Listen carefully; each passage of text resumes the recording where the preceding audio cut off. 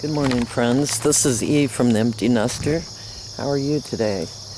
I'm out here taking a look at my garden and thinking about planning for next year. The tomato area over here did really well, other than, someone going to the fairgrounds. Parking in the field took, pretty much all my tomatoes, so I'm going to have to figure out a way of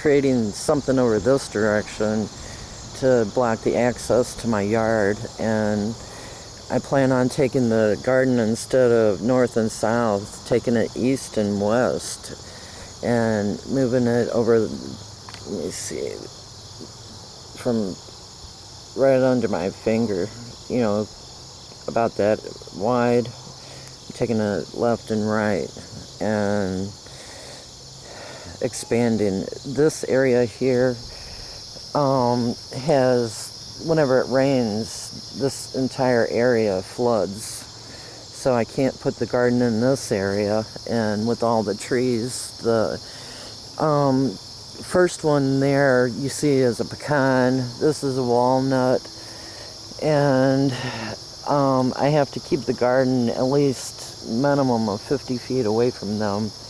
They pretty much create most of my issues with not being able to plant in this yard because of the walnut wilt. Forsythium wilt, I forgot how to say it. I'll put the word in the video. Tomatoes will just die and not produce because of the poison that Juglone is what it's called, that comes from the walnuts and the pecans. I've got two pecans and at least 3 adult walnuts that pretty much have poisoned most of my soil by putting the straw bales in this garden. You have to forgive all the weeds because all the rain and stuff has prevented me from coming out here and tending to it, and everything is pretty much done for. There's no tomatoes, or no hope of more tomatoes, but look how healthy the tomato plants are. And then there's a let's see if I can get this to zoom a little, a flower that might create another tomato, but I don't think we have time for it to grow up. This is the healthiest my tomatoes have ever been. All I've done is taken straw bales, and it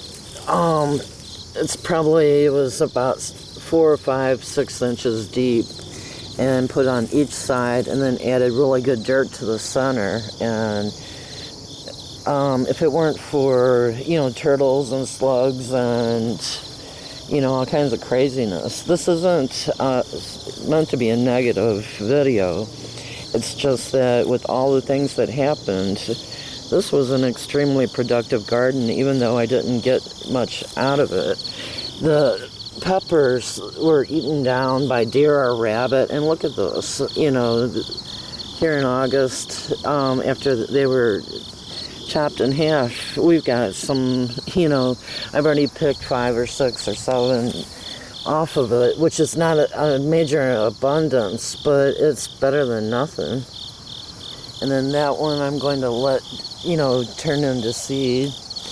The watermelon produced 1 watermelon, but it had blossom end rot because I made a mistake. This year's all pretty much a learning experience, and the nasturtium flowers, they have like a peppery taste. They did extremely well here, and I'm going to collect seed from them and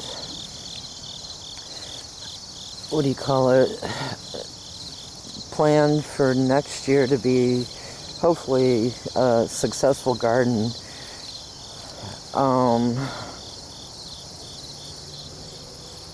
I've been trying to figure out how to, get all this grass up without, raking. This is a massive amount today. and will be used for covering the garden. And look at all the birds in the sky. It's a beautiful day. And, you know, it'll make great bed cover for the gardens. Let's go over here, Silky. Come on. This is Silk, my kitty. She's a Manx. That's why she doesn't have a tail. Kind of like a bobcat.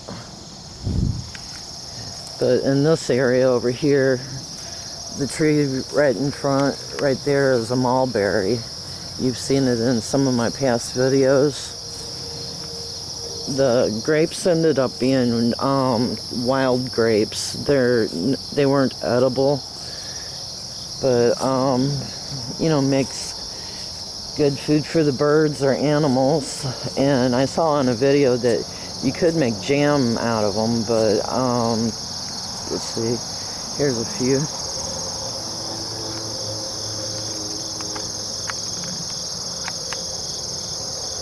Aren't they pretty?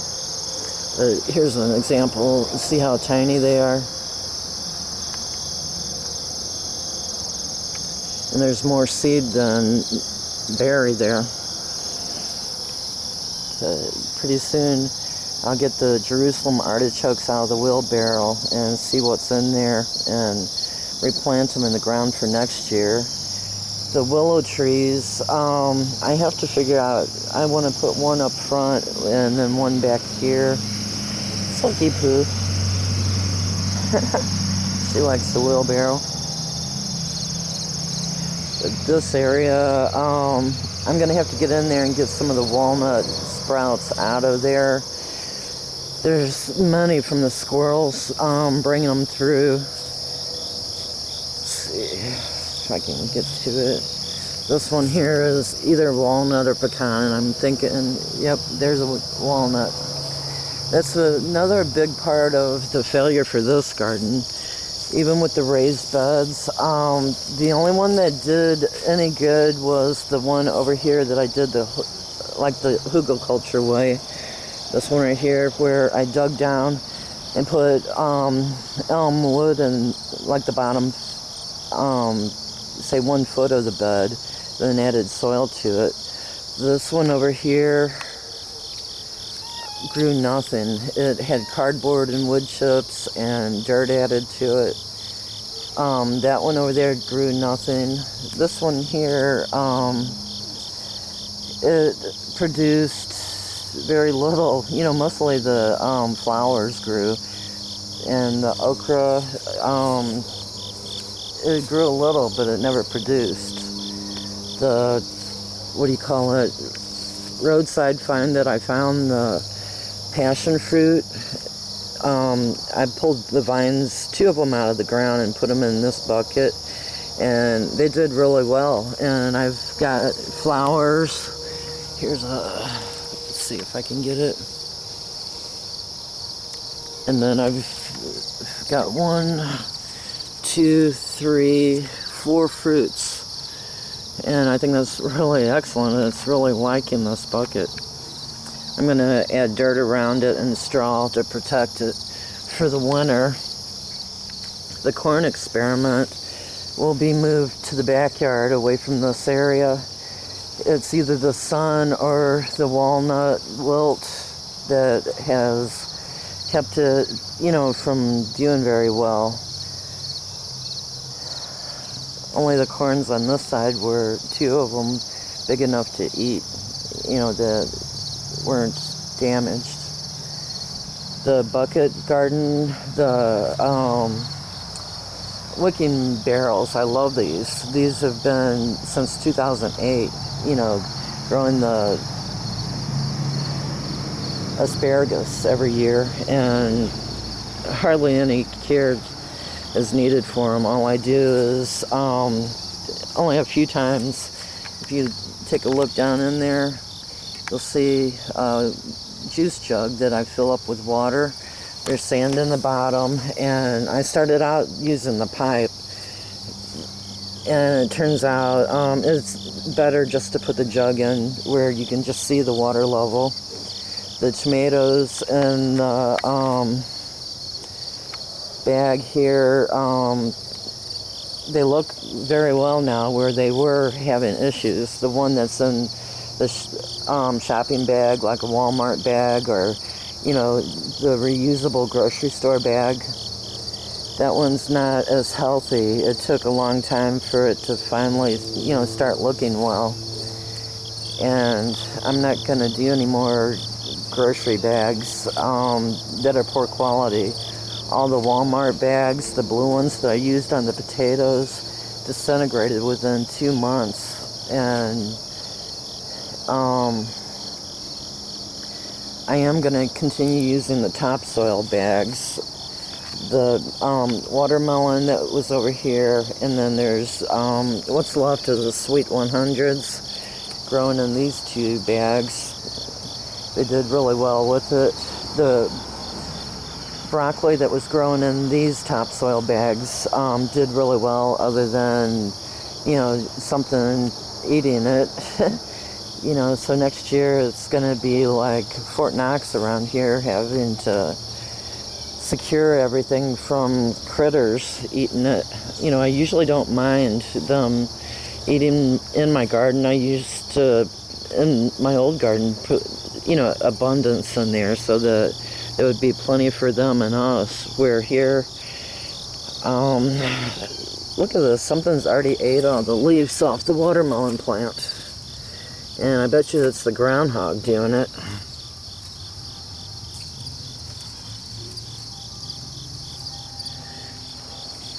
That's just amazing.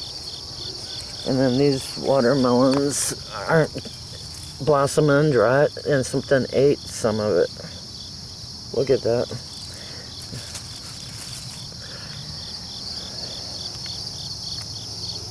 But no matter what, I'm not giving up. It's all trial and error. And my old house, I could just put things in the ground and it grew and it produced. Here, it's a whole new learning experience. Well, there's 1 walnut, and then 2 pecans, a maple, another walnut, and then in the very front there, you can see the second walnut.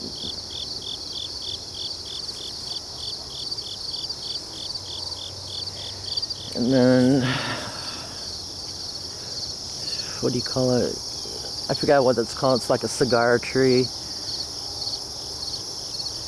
I'm going to have to cut back the forest some, you know, to get rid of all their walnuts and pecans and try to get some of the groundwater clean again.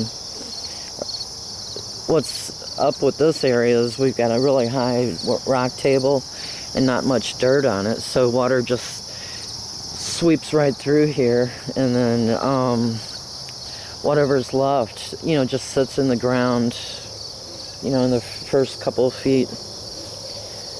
But I guess that's my update for today. I'm going to have to work on getting the house buttoned up for winter and figure out how to create a better heat source. I'll talk to you in another video. Thanks for watching. This is E from TheEmptyNester saying, have a wonderful day.